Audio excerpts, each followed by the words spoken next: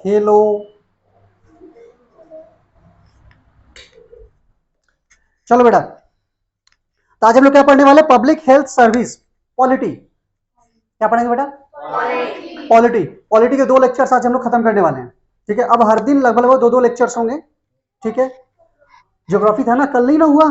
कल हम ज्योग्राफी लेने वाले थे, आज पॉलिटी करेंगे, कल हम लोग साइंस पढ़ेंगे। कल क्या पढ़ेंगे? कल कौन सा डे है? फ्राइडे है ना? तो कल साइंस होगा, किसका किसका? 24 का और 26 का, एकदम साइंस। 10th उन लोग का लीव रहेगा, परसों 10th का साइंस होगा बेटा, 4 घंटे का। ठीक है, और संडे को सबका डिस्कशन होगा चैप्टर वाइज। जो भी हम लोग सप्ताह में पढ़ेंगे वो सारा एक वीक में लास्ट में हम लोग उस पर डिस्कशन करेंगे, एक रिवीजन कि आप लोग कितना पढ़ रहे हैं, कितना आपके दिमाग में घुसा, कितना भेजा में घुसा। ठीक है, और कहाँ डाउट्स आया पढ़ने के दौरान, क्योंकि सप्ताह में जो हम लोग 7-6 दिन पढ़ने वाले हैं, उस 6 दिन को लेकर एक दिन डिस्कशन होना बहुत जरूरी है। अगर डिस्कशन नहीं होगा ना तो काम गड़बड़ हो जाएगा सब। ठीक है, तो संडे हम लोग रखेंगे डिस्कशन टाइमिंग कि हम लोग मंडे को ये पढ़े थे उससे कुछ सवाल, ट्यूसडे को ये पढ़े थे उससे कुछ क्वेश्चन, है ना? तो खुल ओपन डिस्कशन हम लोग करेंगे। ठीक है, तो इसीलिए संडे को बहुत जरूरी था ये करना, क्योंकि 7 दिन अगर क्लास चलेगा तो फिर डिस्कशन कब हम लोग करेंगे, फिर नई चीजें कब सीखेंगे? पॉसिबल नहीं हो पाएगा ना, तो इसलिए बहुत इंपॉर्टेंट है। तो हम लोग हिस्ट्री जब पढ़ेंगे तो पहले क्या होता था कि मंडे को हिस्ट्री का एक टॉपिक लेते थे, ट्यूसडे को हिस्ट्री का एक टॉपिक लेते थे। अब क्या करेंगे, मंडे को ही हिस्ट्री का 2 टॉपिक लेंगे, तो 2 दिन का कवर हो गया। आप आराम से उसको नोट्स बनाना। ठीक है, ट्यूसडे को, वेंसडे को, ये 2 दिन है हमारे पास ज्योग्राफी को लेकर। ठीक है, मान लो हिस्ट्री का कोई एक टॉपिक बड़ा है या ज्योग्राफी का कोई एक टॉपिक बड़ा है, एक दिन में पॉसिबल नहीं है, तो उसको हम लोग 1.5 डे ले सकते हैं। ठीक है, तो हमारे पास 3 दिन है और 3 दिन में आराम से कवर हो जाएगा। ठीक है, थर्सडे को, जैसे कि आज आज हम लोग पॉलिटी का 2 टॉपिक कवर करेंगे। देखो आपका कुछ भी कम नहीं हो रहा है उतना ही, बस थोड़ा ज्यादा हो रहा है। ठीक है, तो ये अच्छी बात है ना, अगर हम थोड़ा ज्यादा करके अगर वीक के लास्ट में अगर 1 डे बचाकर डिस्कशन कर ले तो कोई बुराई नहीं है इसमें। ठीक है, तो ये अच्छा चीज है। ठीक है, तो इससे हमारे सिलेबस पे कोई इफेक्ट नहीं पड़ेगा। तो चलो शुरू करें। तो आज का जो पॉलिटी का टॉपिक है वो है पब्लिक हेल्थ सर्विस। हम लोग मेडिकल के बारे में पढ़ रहे थे, तो आज का जो टॉपिक है वो क्या है बेटा? Public public health service. Public health service. अब देखिए, ये जो हेल्थ का मामला है, ये मामला तो गवर्नमेंट का होता है कि नहीं होता है? हेल्थ का जो मामला है किसका मामला है? हम लोग वोट किस लिए देते हैं? इसीलिए तो देते हैं कि जो सरकार आए वो कम से जो जो सरकार आए वो हमारे लिए हेल्थ फैसिलिटी अच्छा करे, ताकि हम अच्छे से जी सके। हम लोग का है ना फंडामेंटल राइट्स में जीने का अधिकार। तो जीने का अधिकार मतलब क्या? कि हमको अच्छा पानी, माने जो स्वच्छ पानी मिले ताकि हम बीमार ना हो। हाँ, वायुमंडल हमारा स्वच्छ रहे ताकि हम बीमार ना हो। तो ये सब किसकी रिस्पॉन्सिबिलिटी है देखना? सरकार की। हाँ, सरकार की रिस्पॉन्सिबिलिटी है, लेकिन उससे ज्यादा इंपॉर्टेंट है जनता। बेटा जनता बेवकूफ नहीं होना चाहिए ना, सब कुछ सरकार पे छोड़ने से थोड़ी ना होगा। जनता बेवकूफ नहीं होना चाहिए, आपके अंदर भी कुछ समझ होनी चाहिए। जैसे अब कोरोना वायरस आया और गवर्नमेंट ने कहा कि इतने दिनों तक आप घर से बाहर ना निकले, और निकले तो मास्क लगा कर निकले। और अगर आपका एरिया बहुत सेंसिटिव है, सेंसिटिव बोलने का मतलब है कि बहुत अधिक केसेस मिल रहे हैं, इसका मतलब है कि वायरस वहां मौजूद है। उसके बावजूद आप फॉलो नहीं कर रहे रूल्स को। समझ में आ रही है बातें? सरकार ने रूल्स बना दिए हैं। क्या रूल्स बना है? कि आपको लेफ्ट साइड में चलना है, राइट साइड से आना है। लेफ्ट साइड से जाना है और राइट साइड से आना है, ये सड़क के रूल है। आप क्या कर रहे हैं कि आपके पास गाड़ी है, खुद का गाड़ी है, और आप लेफ्ट साइड से जा रहे हैं रूल के खिलाफ। अब एक्सीडेंट हो जाएगा, अब आप सरकार को दोष दीजिएगा। तो ये ऐसा नहीं है कि सरकार को दोष देना ठीक है, आपको भी थोड़ा समझदारी दिखाना पड़ेगा। तब यहाँ पे देखो, पब्लिक हेल्थ सर्विस, हम लोग इसको पढ़ने वाले, ये टॉपिक है पब्लिक हेल्थ सर्विस। आराम से समझेंगे चीजों को कि पब्लिक हेल्थ सर्विस क्या करता है। पब्लिक हेल्थ सर्विस जो है वो ट्रीटमेंट प्रोवाइड करता है। क्या प्रोवाइड करता है? ये ट्रीटमेंट। ट्रीटमेंट समझते हैं आप? इलाज। इलाज प्रोवाइड करता है। किसके इलाज करेगा? वो बीमारियों का इलाज करेगा, है ना? इलनेस किसकी इलाज करेगा? बीमारियों का इलाज करेगा, है ना, और कुछ स्पेशल सर्विस प्रोवाइड करेगा, स्पेशल सर्विस प्रोवाइड करेगा। स्पेशल सर्विस बोलने का मतलब बेटा, जैसे कि मान लो कुछ एम्बुलेंस फैसिलिटी हो गया, दवाइयां हो गया। अब गवर्नमेंट हॉस्पिटल में जाओ, दवाइयां भी देते हैं लोग, है ना। उसके बाद अगर एडमिट हो गए आप तो आपको फूड भी मिलेगा, खाना भी मिलेगा, है कि नहीं। तो कुछ सर्विसेज भी प्रोवाइड होती है, सिर्फ इलाज करके छोड़ नहीं दिया जाता है ना, आपका ध्यान भी रखा जाता है। तो ये सारे काम कौन करता है? वो पब्लिक हेल्थ सर्विस, है ना। अब ये पब्लिक वर्ड क्यों आया है, ये इंपॉर्टेंट है। ये पब्लिक वर्ड क्यों आया है? पब्लिक वर्ड इसलिए आया है कि ये जो फ्री में प्रोवाइड हो रहा है, एक्चुअली में ये जो सर्विस मिलता है ये या तो फ्री होगा, या तो फ्री होगा, या तो बहुत कम कीमत पर होगा, लो कॉस्ट, जैसे 5 रुपया, 10 रुपया, है ना। रिम्स में जाओ, रिम्स में अभी भी 5 रुपया में टोकन काटता है, 5 रुपये में इलाज हो जाएगा। हाँ, सदर में भी 5 रुपया। तो ये फ्री या तो लो कॉस्ट। ऐसा क्यों? ऐसा क्यों कि इतना फ्री और इतना लो कॉस्ट सर्विस दिया जा रहा है, इलाज किया जा रहा है, क्यों? इसका कारण है, इसका कारण ये है कि आप जो टैक्स पे करते हैं, पब्लिक क्या करती है? टैक्स पे करती है ना। तो आप जो टैक्स पे करते हैं, टैक्स के पैसों से इलाज किया जाता है। किसके पैसों से इलाज किया जाता है? टैक्स के पैसों से। और टैक्स कौन पे करता है? पब्लिक पे करता है। इसलिए कहा जाता है पब्लिक हेल्थ सर्विस। समझ में आ गया पब्लिक वर्ड क्यों जुड़ा? क्योंकि पब्लिक के पैसों से पब्लिक का इलाज किया जा रहा है, तो इसीलिए जुड़ता है पब्लिक हेल्थ सर्विस। ठीक है, और ये किसके अंडर में होता है? गवर्नमेंट के अंडर में होता है, गवर्नमेंट के अंडर में होता है। ये चीजें साफ हो रही हैं आपको? ठीक है। अब रहा बात, अगर ग्रामीण इलाकों की बात करें, ग्रामीण इलाकों की बात करें, ग्रामीण मतलब रूरल,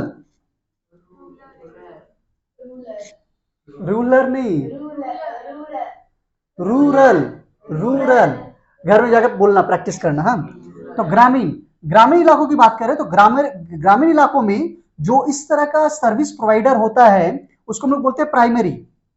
उसको क्या बोलते हैं? प्राइमरी हेल्थ सर्विस, है ना, या प्राइमरी हेल्थ केयर, क्या बोलते हैं?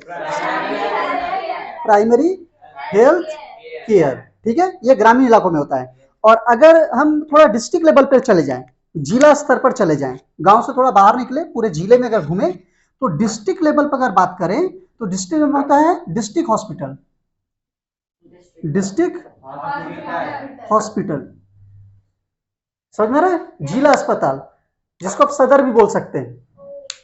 ठीक है, तो ये प्राइमरी हेल्थ केयर या डिस्ट्रिक्ट हॉस्पिटल इस तरह से नाम होते हैं जहां पर फ्री में या लो कॉस्ट में सर्विसेज या आपका ट्रीटमेंट किया जाता है। यहां तक बातें समझ में आ गई? पक्का?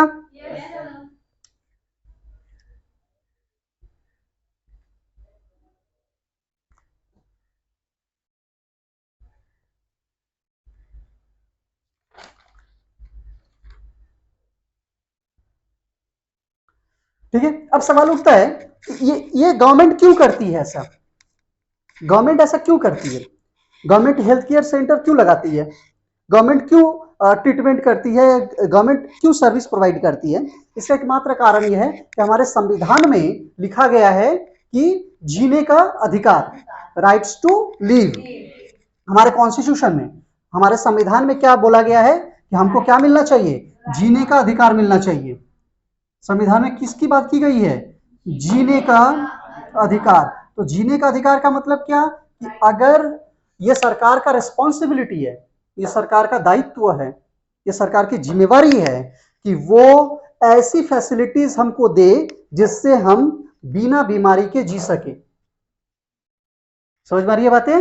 ये किसकी जिम्मेवारी है? सरकार की। साथ ही साथ फिर हम बात ये भी रिपीट करेंगे, बात सिर्फ सरकार पर दोष देना ठीक नहीं है, आपको भी रिस्पॉन्सिबल बनना पड़ेगा। ठीक है ना, ये बहुत इंपॉर्टेंट बात है। तो बहुत सारी चीजें, तो संविधान जो है उसमें कहा गया है जीने का अधिकार, इसके कारण से बहुत सारी कोशिशें की जा रही हैं। ठीक है, तो ये पार्ट है। ये पार्ट में कोई दिक्कत है बेटा? पब्लिक हेल्थ केयर पक्का? क्योंकि इसके बाद आएगा, ये पब्लिक था, पब्लिक का मतलब हो गया सरकारी, गवर्नमेंट, क्योंकि पब्लिक टैक्स पे करती है और उसी टैक्स से ये सब चल रहा है, ठीक है। तो अब हम लोग पढ़ेंगे प्राइवेट हेल्थ केयर। तो इसको पहले आप नोट कर लो, ये पब्लिक था और बहुत इंपॉर्टेंट है ये सब। हाँ, ध्यान रखना, किताब जब नोट्स बनाते हैं तो किताब पढ़ो, किताब पढ़ो। पढ़ो मतलब कैसे पढ़ो? किताब जब आप पढ़ें तो यहां पे कुछ नहीं घूमना चाहिए, पीछे यहां। किताब जब आप पढ़े ना तो यहां नहीं बुझा रहा है, मतलब यहां ख्याल नहीं आना चाहिए कुछ और चीज का, ये तो किताब फिर बात करना बंद कर देगा। और किताब बात करना बंद कर देगा ना बेटा, तो फिर आपको समझ में नहीं आएगा। जल्दी नोट कर इसको फटाक से।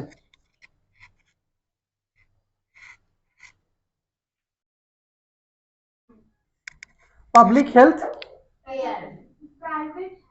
अच्छा हाँ हाँ, अब तो प्राइवेट आ जाएगा ना, private health service care facilities, जो बोल लीजिए चलेगा, कोई दिक्कत नहीं है, ठीक है। लेकिन एक वर्ड इंपॉर्टेंट इसमें, वो है प्राइवेट। जो सबसे इंपॉर्टेंट वर्ड है वो है प्राइवेट। अब सिंपल सा बात है भैया, पब्लिक तो लगा नहीं है, इसका मतलब ये है कि ये जो सर्विसेज प्रोवाइड होंगी, यहां जो ट्रीटमेंट होगा वो टैक्स के दम पर नहीं होगा, इतना तो पक्का है ना। यहां पे टैक्स वाले पैसे से कुछ नहीं होने वाला है, क्लियर है। इसका मतलब ये हुआ कि कोई आदमी है जो अपना पैसा इन्वेस्ट किया है एक लेबोरेटरी को बनाने में या एक हेल्थ केयर सेक्टर को बनाने में, ठीक है। मान लो कोई एक हेल्थ केयर सेक्टर है या हेल्थ केयर सेंटर है, क्या है? हेल्थ केयर सेंटर है, ठीक है। मान लो उसका नाम है परी हेल्थ केयर सेंटर, ठीक है। नाम क्या है बेटा? परी हेल्थ केयर सेंटर। जहां पे एक बीमारी लेके आएंगे तो दो बीमारी लेके जाएंगे, ऑफर चल रहा है अभी। हाँ, जहां पे क्या चल रहा है? By one get one free, परी भी बोलती है। तो वहां पर क्या चल रहा है? एक ऑफर चल रहा है कि आप एक बीमारी लेकर आए और सस्ता सुविस्ता उसी के जैसा एक और बीमारी लेकर जाएं, ठीक है, और दोबारा कभी ना आए। तो परी हेल्थ केयर, मान लीजिए एक हेल्थ केयर सेंटर है, परी हेल्थ केयर सेंटर, और ये हेल्थ केयर सेंटर परी ने अपने पैसे को इन्वेस्ट करके खोला है, ठीक है। उन्होंने पढ़ाई किया, पढ़ाई करके उन्होंने डिग्री ली, डॉक्टर बन गए, और उन्होंने क्या किया? अपना पैसा इन्वेस्ट किया और एक हेल्थ केयर सेंटर खोल दिया। अब जाहिर है कि यहां पर जो ट्रीटमेंट होगा, यहां पर जो ट्रीटमेंट होगा या सर्विस प्रोवाइड किया जाएगा, क्या वो फ्री में होगा या लो कॉस्ट में होगा? नहीं, इसके लिए आपको चार्ज पे करना पड़ेगा, इसके लिए आपको चार्ज पे करना पड़ेगा। इसमें एक इंपॉर्टेंट बात क्या है कि रूरल एरिया में, अगर ग्रामीण इलाकों में आप जाएं, ठीक है, रूरल में अगर आप जाएं, फिर आ जाएगा रूरल एरिया में अगर जाएं तो वहां पर क्या बोलते हैं इसको? Registered medical practitioners. क्या बोलते हैं? रजिस्टर्ड मेडिकल प्रैक्टिशनर्स, ठीक है। हाँ, इसको अच्छे से ध्यान में रखिएगा, रजिस्टर्ड मेडिकल प्रैक्टिशनर्स, ठीक है। ये आपको एनसीईआरटी में मिल भी जाएगा, कोई दिक्कत नहीं है। शॉर्ट में बोलते हैं RAMPS, रैम्प्स बोलते हैं, रुको देख लेते हैं, इतना लंबा तो नहीं है। RMPS बोलते हैं, RMPS, RMPS, रैम्स, मतलब शॉर्ट में क्या बोलते हैं? रैम्स, ठीक है। तो प्राइवेट हेल्थ केयर सेंटर होते हैं ग्रामीण इलाकों में, उसको बोलते हैं रैम्स, रजिस्टर्ड मेडिकल प्रैक्टिशनर्स, ठीक है। मतलब एक ऐसा आदमी जो अपने आप को रजिस्टर्ड करवा लिया है मेडिकल से, ठीक है, और वो प्रैक्टिस कर रहा है, ठीक है, छोटी मोटी इलाजें कर रहे हैं, उसको ऐसे ऐसे बोलते हैं। अर्बन एरिया में जाएंगे तो क्या बोलेंगे? प्राइवेट क्लिनिक बोलेंगे, क्लिनिक, हम लोग ऐसे बोलते हैं क्लिनिक जा रहे हैं, ठीक है। तो अर्बन एरिया में क्या बोलेंगे? प्राइवेट क्लिनिक, प्राइवेट क्लिनिक बोलेंगे, ठीक है। तो ये बहुत इंपॉर्टेंट है, समझ में आ रही है ना बातें? तो ये चीजें हैं। सबसे इंपॉर्टेंट बात, बीमारी होगा ही क्यों? सबसे इंपॉर्टेंट बात, बीमारी होगा ही क्यों? अगर आप बीमार पड़ रहे हैं और बड़ी बीमारी नहीं है, बड़ी मतलब समझ में आ रहा है ना, कैंसर वगैरह, बहुत बड़ा एकदम लेवल वाला है, रिस्पेक्टेड बीमारी जिसको बोलते हैं, जो आ जाए तो लोग रिस्पेक्ट देना शुरू कर देता है। तो हार्ट अटैक तो बिन बुलाए मेहमान है, अतिथि कब तुम जाओगे कि हमको लेके जाओगे, वो खतरनाक चीज है। तो वो बहुत बड़ा बात नहीं है, वो छोड़ दो, वो तो बहुत अच्छा चीज है, तकलीफ नहीं देता है ना, ठीक ठाक चीज है। तो जैसे बहुत बड़ा बीमारी हो गया है ना, वो सब बीमारी छोड़ के बात करें। बीमारी, अगर आप चाहते हैं कि आप बीमार ना हो, बहुत कम बीमार हो, तो सबसे पहला चीज जिस पर आपको ध्यान देना है वो है फूड। क्या बेटा? इसमें सिर्फ बीमारी ठीक नहीं होगा, इससे आपको पढ़ने में मदद मिलेगा, आलस नहीं आएगा। आलस, फूड बहुत इंपॉर्टेंट है, इसको मिटाएं हम।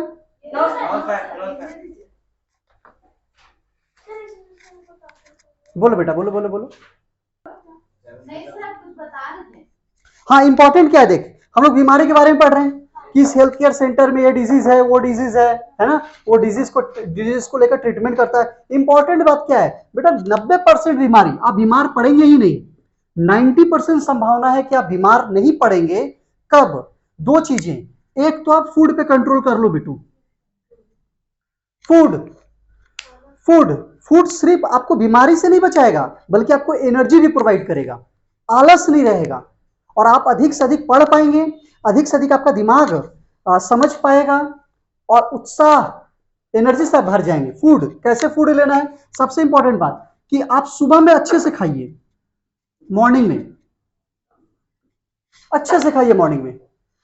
सेकेंड हाफ में इसका हल्का खाइए, आफ्टरनून में, और इवनिंग में थोड़ा कम खाइए। ये बहुत इंपॉर्टेंट है। कैसे हम बोले? मॉर्निंग में बहुत अच्छे से खाओ, दोपहर में थोड़ा कम, और शाम में उससे भी कम। ये हम करके देखे हैं, बहुत शानदार एनर्जी प्रोवाइड करता है। और जो सबसे जरूरी चीज है, जरूरी चीज क्या है कि एक खाने और दूसरे खाने के बीच में, एक खाने और दूसरे खाने के बीच में कम से कम 5 घंटे का गैप होना चाहिए। एक खाने और दूसरे खाने के बीच में कम से कम 5 घंटे का गैप होना चाहिए, क्योंकि वो जो फूड आप ले रहे हैं ना, जो फूड आप खा रहे हैं ना, वो डाइजेस्ट हो रहा है, और डाइजेस्ट होने में 3 घंटा लगता है। एक फूड डाइजेस्ट हुआ नहीं, आप ऊपर से दूसरा फूड ले लिए, वो डाइजेस्ट नहीं हुआ, आप तीसरा फूड ले लिए। तो अंदर में जो डाइजेस्टिव जो सिस्टम चल रहा है, जो आपको पाचन क्रिया का काम चल रहा है, वो काम करेगा, लेकिन जिस दिन वो थक गया उस दिन पूरा शरीर नुकसान कर देगा। तो एक फूड और दूसरे फूड के बीच में कम से कम 5 घंटे का गैप होना चाहिए, बहुत इंपॉर्टेंट बात है। समझ में आ रही है? तो खाना खाते तो या स्टमक में डाइजेस्ट होता है, तो जब आप पढ़ते हैं तो यहां डाइजेस्ट होता है, यहां। ये भी क्या है? ये भी डाइजेशन करता है। ये जो आप पढ़ रहे हैं उसको डाइजेस्ट करता है। ये कब अच्छे से डाइजेस्ट करेगा? जब आपका स्टमक अच्छे से फूड को डाइजेस्ट करेगा। तो बहुत इंपॉर्टेंट है कि एक खाने और दूसरे खाने के बीच में कम से कम 5 घंटे का गैप होना चाहिए। तुरंत तुरंत मत खाया करो, और अगर आदत है तो उस आदत को छोड़ दीजिए, क्योंकि अब आप सीनियर क्लासेस में आ गए हैं, आपको चीजें पढ़नी है, समझनी है, और आपको आगे बढ़ना है। ये फूड बहुत इंपॉर्टेंट है, क्योंकि शरीर अगर आपका साथ नहीं देगा ना, तो बेटा कुछ नहीं हो पाएगा। दवा मत ले, दवा केमिकल होता है, शरीर का साथ देना बहुत जरूरी है। इसलिए फूड पे कंट्रोल करो। अब खाइए, एक बार खाइए, अच्छे से खा लो, लेकिन उसके बाद 6 घंटे तक मत खाना। कोई भी कुछ खिलाए मत खाना, कुछ भी नहीं। अगर आपको बहुत ज्यादा चाहते हैं कि बहुत ज्यादा भूख लग गया है, ठीक है, तो फ्रूट्स ले लीजिए। फ्रूट्स सबसे अच्छा है, बहुत अच्छा है। 2 समोसा और 2 फ्रूट में बहुत डिफरेंस समझ में आ जाएगा। फ्रूट्स, बुझा रही है बातें, समझ में आ रही है? क्योंकि मेडिकल वाला चीज हम लोग पढ़ रहे हैं ना, तो ये चीजें बतानी जरूरी है कि फूड आपका शरीर बहुत शानदार, आपका शरीर मालूम है, शरीर आपका एक याददाश्त है, पूरा शरीर क्या है, याददाश्त है, मेमोरी से भरा हुआ है पूरा शरीर। शरीर आपको याद रखता है, शरीर का काम है याद रखना। हम कौन हैं, तन्मय सर हैं, आपके शरीर ने याद रखा है।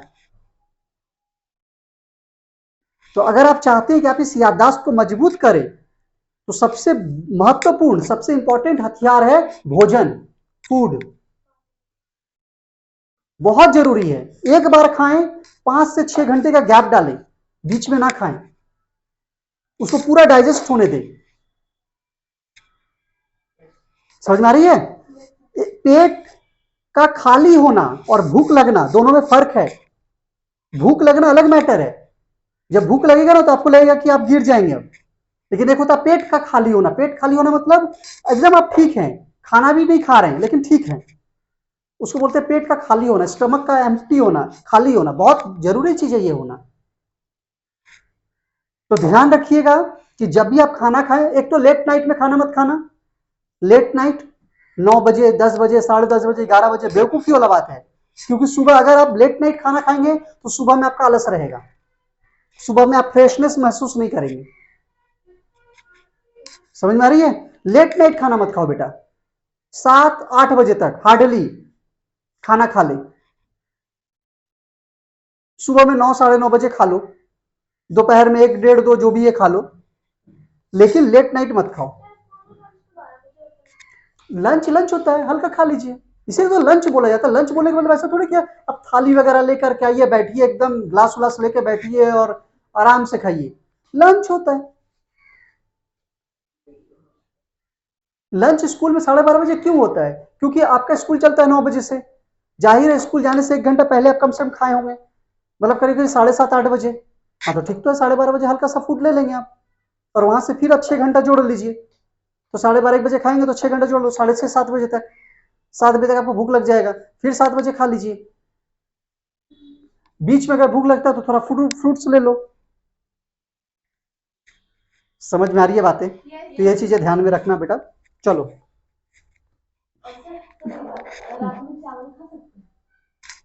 चावल खाने से आलस आएगा, उसमें कार्बोहाइड्रेट होता है, ठीक है? तो कोशिश करो कि रोटी ज्यादा यूज करें। खा सकते, क्यों नहीं खा सकते, बिल्कुल खा सकते।